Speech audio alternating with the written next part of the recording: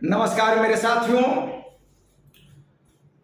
Union budget Lok Sabha में रखी गई,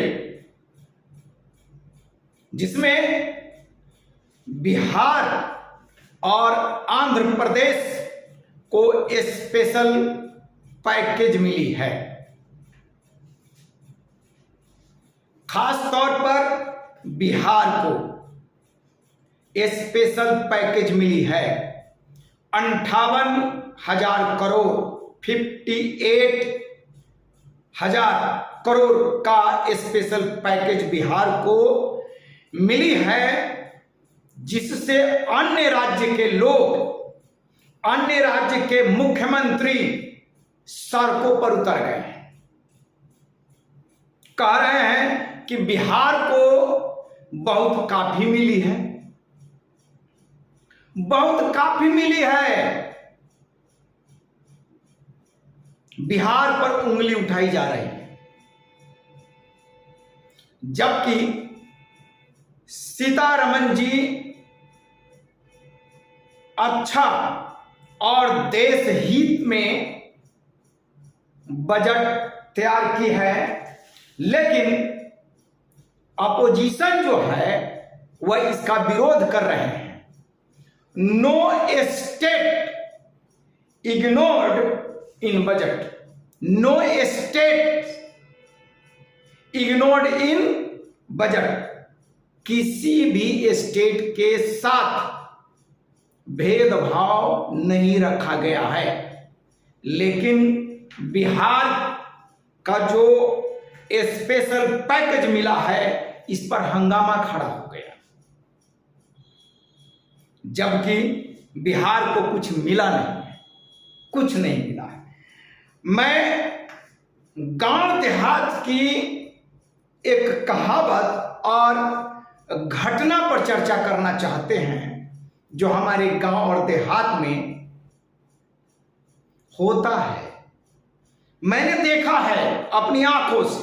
क्या गांव देहात में देखिएगा, आज तो शादी विवाह जो है 1-2 घंटे की होती है, 2-4 घंटे में लोग आए और चले गए। लेकिन 1990, 1980, 2000 तक, 2005 तक मैंने देखा है कि गांव में जो शादी होता है तो मरवा, देहाती भाषा में उसको क्या बोलते हैं, मरवा। मरवा पर खाने के लिए, भोज खाने के लिए, मरवा पर थोड़ा दही ज्यादा मिलता है, तो मरवा पर भोज खाने के लिए गांव के जो बुद्धिमान, गांव का जो बुद्धिमान लोग है, जो सातिर चतुर चालाक लोग हैं, जो धनवान लोग हैं, अपना बेटा को ले जाएगा, अपना पोता को मरवा पर ले जाएगा कि भोज खाएगा, दही खाएगा। किसी गरीब का बेटा को नहीं। जबकि मरवा पर भोज खाने का क्या नियम है हमारे गांव देहात में, कि बुजुर्ग लोग मरवा पर भोज खाएंगे, लड़का जाएंगे मरवा पर भोज खाएंगे, लड़का के चाचा होंगे जाएंगे खाने, या गांव के जो सही सरदार बुजुर्ग होता है वो मरवा पर भोज खाता है। लेकिन गांव के कई सही सरदार जो धनवान हैं, जो बुद्धिमान हैं, जो बड़े घर के हैं, वो तो जाएगा ही खाने के लिए मरवा पर, साथ में अपने बेटा पोता को भी ले जाएगा।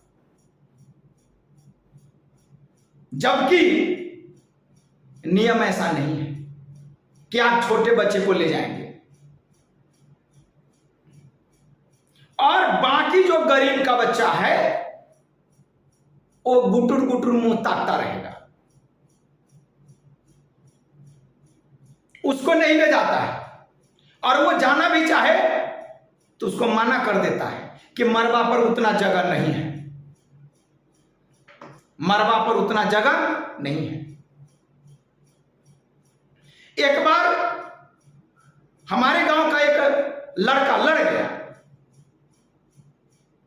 कि ना हम भी जाएंगे खाने के लिए मरवा पर। उसका समर्थन मैंने भी किया। जब फलानमा का बेटा मरवा पर जा सकता है, वो भी तो हमारी उम्र का है, तो हम क्यों नहीं जाएंगे? इस बात को लेकर के विवाद हुआ। तो बहाना क्या बना रहा है बुद्धिमान लोग, सातिर चलाक लोग क्या बहाना बना रहा है? हमार बेटा पोता न माने वाला है, वो तो बैठ गई मरवा पर, अब जगह नहीं। तू सुरिंदर, तू होशियार छा, सुरिंदर तू बुद्धिमान छा, तू तो समझदार छा। हल्ला करवा ना तो लड़की वाला शिकायत करती, कहता ही कि दहिए खाए के लिए हल्ला करी छी हरी बेला के लोग सब। देखिए क्या बुद्धिमानी है, क्या चालाकी है।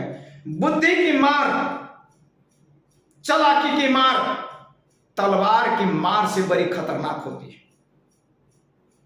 गरीब के बेटा को, जो अच्छा कपड़ा नहीं पहना है, उसको यह कह करके टाल देता है कि मरवा पर अब जगह ना है।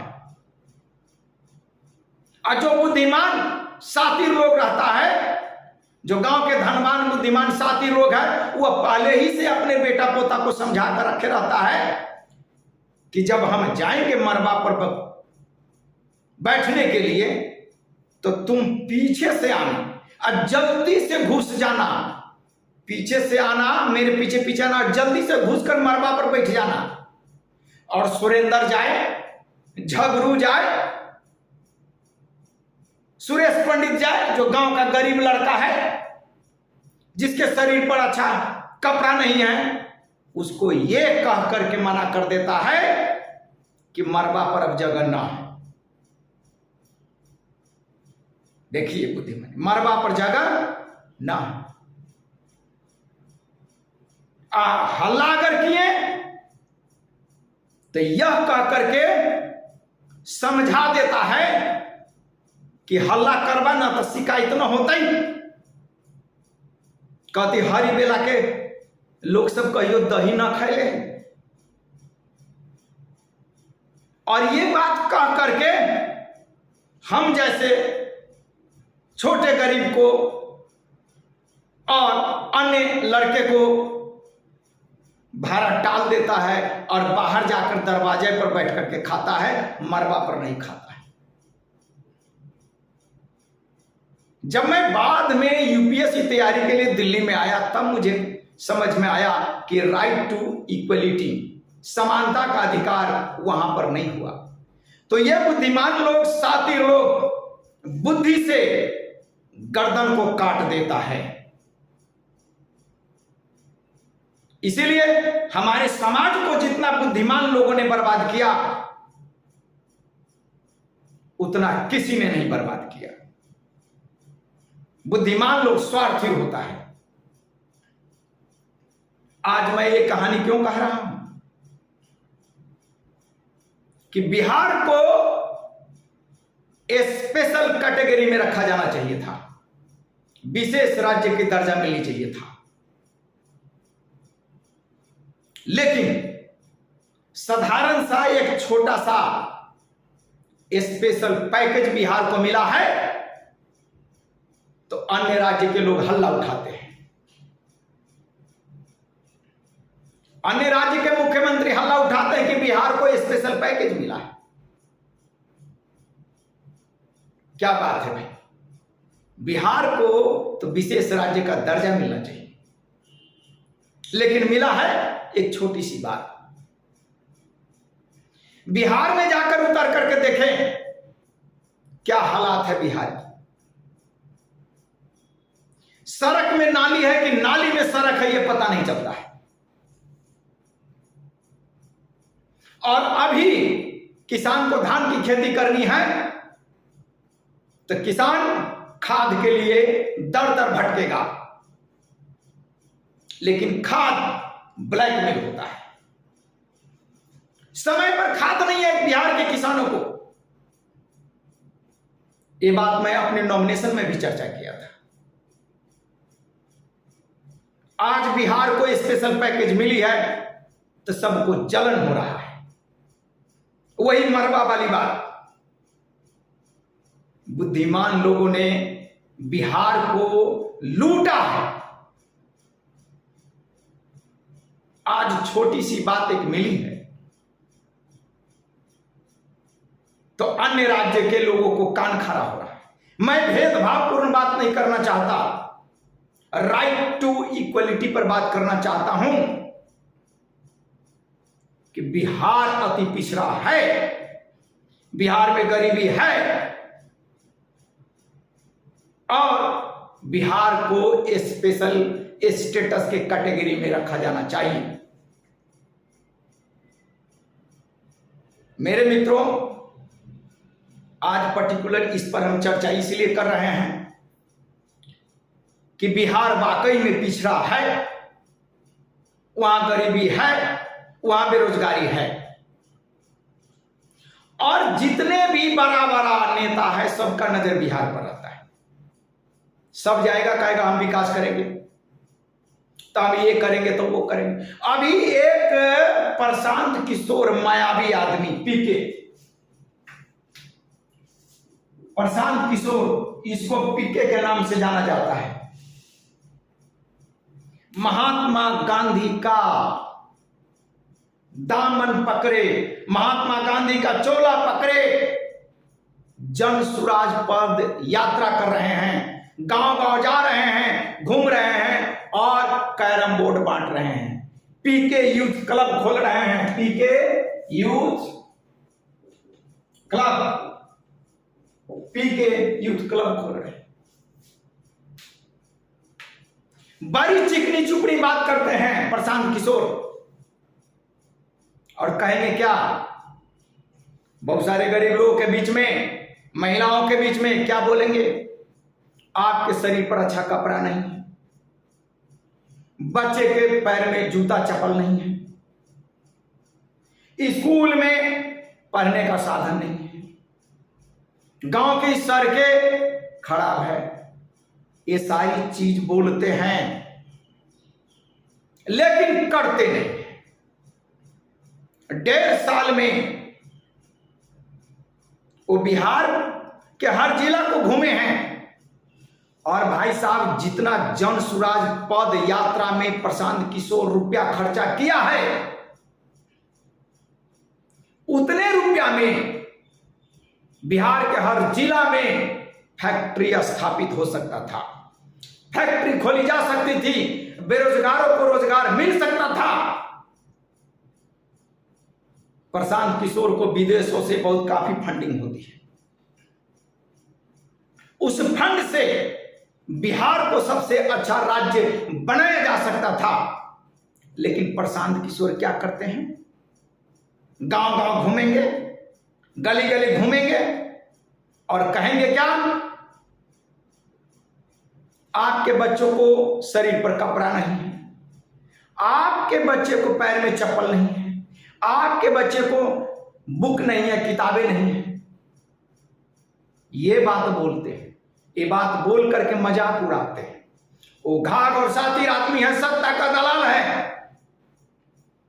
वो गरीबी के नाम पर वोट हंसोतना चाहता है, गरीबी के नाम पर राजनीति करना चाहता है। दरअसल बिहार को अगर बदलना चाहता तो प्रशांत किशोर के पास इतनी दौलत है, इतनी फंडिंग होती है कि बिना चुनाव लड़े, बिना चुनाव मैदान में उतारे बिहार को बदल सकता है। लेकिन प्रशांत किशोर अंदर का घाघ और बुद्धिमान चतुर आदमी है। आजादी से लेकर अब तक बिहार को लूटा है सभी ने। मैं ये नहीं कह सकता कि लालू यादव जी बिहार को बर्बाद नहीं किए, किए हैं, इससे पहले भी बर्बाद हुई है। और माननीय मुख्यमंत्री नीतीश जी को खुश किया गया है कि आपको स्पेशल पैकेज देकर के, जब कोई बच्चा रोता है, चिल्लाता है कि हम भी जाएंगे मेला देखने, हमको ये कपड़ा चाहिए। अब बगल वाले को, बेटा को अगर एक साइकिल मिली है तो बच्चा रोता है कि हमारे भी पापा, हमारे भी मम्मी, हमारे दादा दादी हमें भी एक साइकिल दे। तो बुद्धिमान गार्जियन क्या करता है, शातिर गार्जियन क्या करता है, झुनझुन्ना बजा देता है, झुनझुन्ना, और झुनझुन्ने की आवाज में बच्चा खो जाता है, भूल जाता है साइकिल को, और फिर वह बच्चा झुनझुना बजाने लगता है और खुश हो जाता है। वही बात हमारे माननीय मुख्यमंत्री नीतीश कुमार जी क्या है, मांग तो रहे थे स्पेशल स्टेटस, विशेष राज्य का दर्जा बिहार को मिलनी चाहिए, और ये लगभग 12 साल से आवाज उठती है कि बिहार को विशेष राज्य का दर्जा मिलनी चाहिए।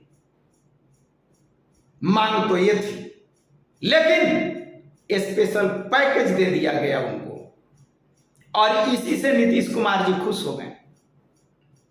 इसलिए बिहार के लोगों को